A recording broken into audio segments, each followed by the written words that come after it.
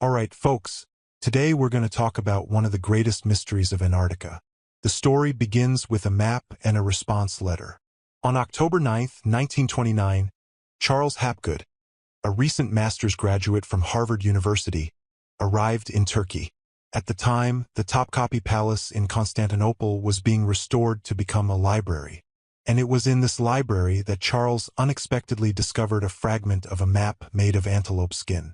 On the fragment of the map, there were several annotations written in Arabic. After the translation, Charles discovered that the map was drawn by a naval admiral named Piri Reis in 1513. At that time, Piri Reis had drawn a complete map of the world, but unfortunately, when Charles found it, only a third of the map remained. Moreover, the author of the map, Piri Reis, stated that he was not an adventurer and had never sailed the Atlantic. So, the creation of the map was not done by him personally but was based on over 30 ancient maps. Among these more than 30 reference maps, the oldest could be traced back to the 4th century BC, the period of Alexander the Great.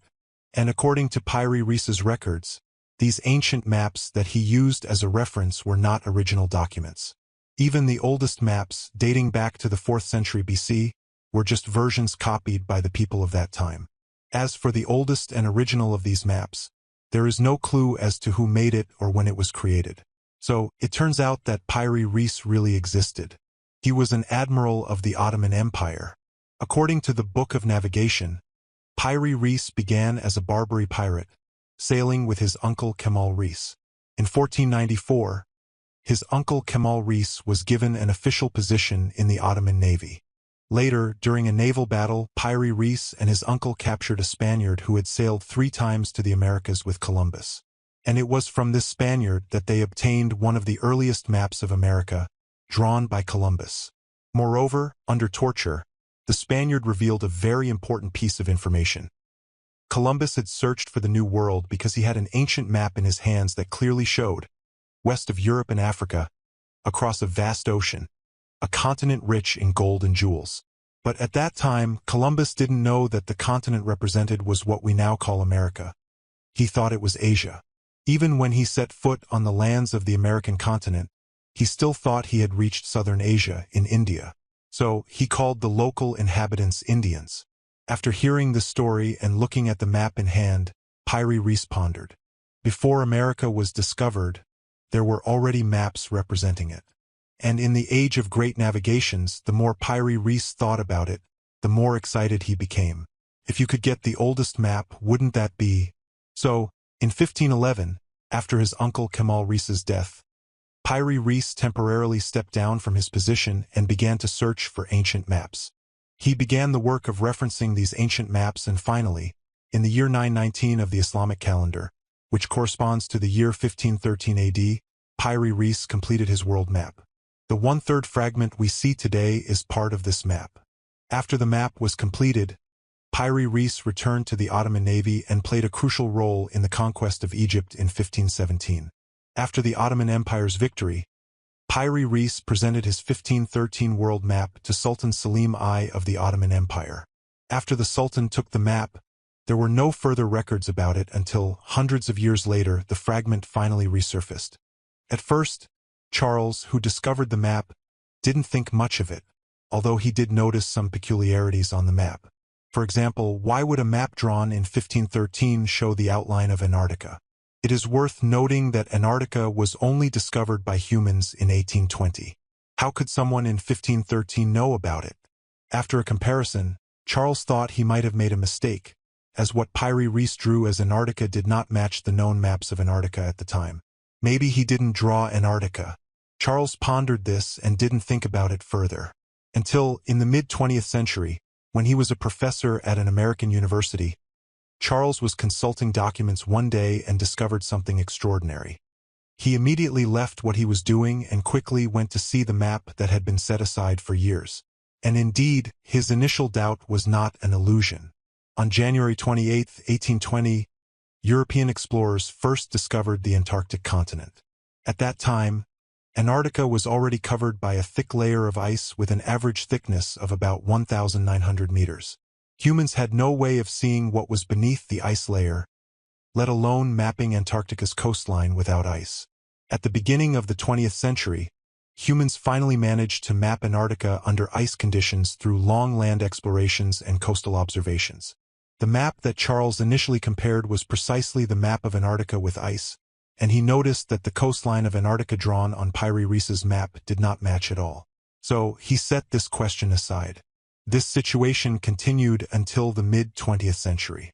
In 1949, a Swedish-British Antarctic expedition, using seismic sounding techniques, mapped the outline of the terrain beneath the thick ice layer of Antarctica. Charles compared the coastline of Antarctica drawn on Piri Reis's map with the most recent ice-free outline of Antarctica and found that they matched perfectly.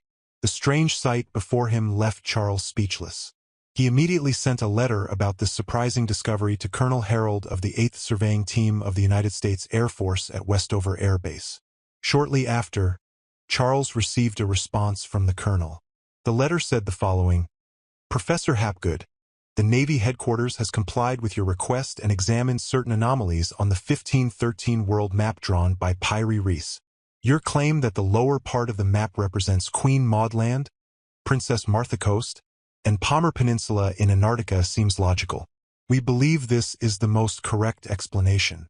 The geographical details in the lower part of this map coincide very well with the outline of the terrain mapped by the Swedish-British Antarctic expedition in 1949 using seismic sounding techniques through the ice. Therefore, it is evident that this map was drawn before the Antarctic coast was covered with ice and snow. The current ice layer thickness is about 1 mile. In terms of the geographical knowledge of 1513, the creation of this map is truly incomprehensible. Signed, Colonel Harold, United States Air Force. Date: July 6, 1960. This letter is very significant, as it amounts to an official validation by the American military's surveying department. The last period when Queen Maud Land, Princess Martha Coast, and Palmer Peninsula were in an ice-free state was between 6,000 and 11,600 years ago. This is unbelievable, as even the closest period to us, 6,000 years ago, was still the Neolithic era. At that time, humans were very primitive, and such a backward civilization could not have crossed the ocean to Antarctica. However, the period of 11,600 years ago sounds particularly familiar to me, because the legendary flood occurred around this time. The flood was responsible for destroying the last civilization. Could this really have something to do with the previous civilization? Let's continue. The map drawn is very similar to what we have today, with just one very strange detail. There is a large continent drawn here, but today we know that this continent no longer exists. There is only a vast ocean. Researchers have only found 2 small islands called St. Peter and St. Paul in the location marked on the map. But other parts of the map are clearly drawn accurately. Could it be that when the ancient map was made, this large continent had not yet been swallowed by the sea? Let's keep going. With in-depth research, people found that the outline of South America, although very similar to today's, was clearly stretched. We know that when doing aerial surveys, if the center of the measured area is very far away, the curvature of the Earth will be very evident, and the distant ground will appear stretched. However, aerial survey technology is a modern military technique and did not exist in the past. So, how did the ancient world maps know about the Americas before they were discovered? Piri Reis obtained his map with the help of the captured Spanish prisoner, who drew maps based on an ancient cultural heritage. Perhaps this is one of the evidences of ancient civilizations. There are other mysteries left by these ancient civilizations, such as the Egyptian pyramids and the Moais of Easter Island. But let's not talk too much about that today. In fact, there have always been various debates about the Piri Reis map. Some people say that the shape of Antarctica on the Piri Reis map is actually the result of references made by ancient cartographers to the Martellus world map, which contains some of the Americas. In 1498, Martellus completed his Martellus world map, which clearly shows America, and Piri Reis used this map for his own. Therefore, the outline of Antarctica is actually the outline of the lower part of South America.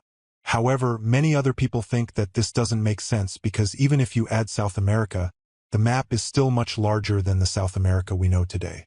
This issue is similar to another story. Plato's story about Atlantis is always seen as a legend. At that time, Plato said that Atlantis sank in the Atlantic Ocean. Today, people know much better about the surface of the Atlantic Ocean, and there is no sign of a continent that could have sunk. So, some scholars think that maybe Atlantis was in Antarctica. Although the waters surrounding Antarctica are now covered with ice, in a distant past, before Antarctica was covered with ice, it was a huge continent. However, these are all mysteries that the Piri Reis Map brings us. What is your opinion?